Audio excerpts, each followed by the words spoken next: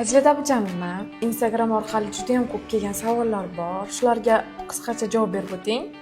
Eng qiziq savolimiz: tug'ruq ayolni yoshartiradimi yoki qaritadimi? Albatta yoshartiradi.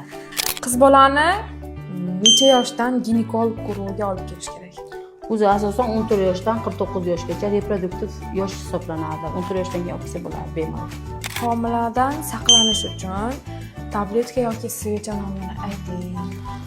Tabletkalari ham bor, svechalari ham bor. Asosan men svechadan foydalanaman, ya'ni Pharmatex svechalarni ayollarga aytaman, sababi juda ham yaxshi saqlash xususiyatiga ega. Pharmatex haqida ayting. Uni qanaqa foydalanish kerak? Yana savol kelyapti. Pharmatexda masalan aloqadan 10 minut oldin qo'yiladi, 4 soatgacha ta'sir qiladi, lekin o'shanisiga ham ehtiyot bo'lish kerak. Homilador vaqtida ayolga jinsiy aloqa kerakmi yoki yo'qmi?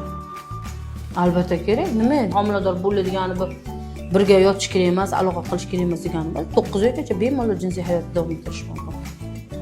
Lekin aytasizki, qon ketgan vaqtda nima vaqt mumkin? Ayni qaysidir vaqtlarda holatlariga qarab aniq qilishimiz mumkin, lekin o'zi tabiiy holat, fiziologiya bu tug'ruq, homiladorlik bemalol birga.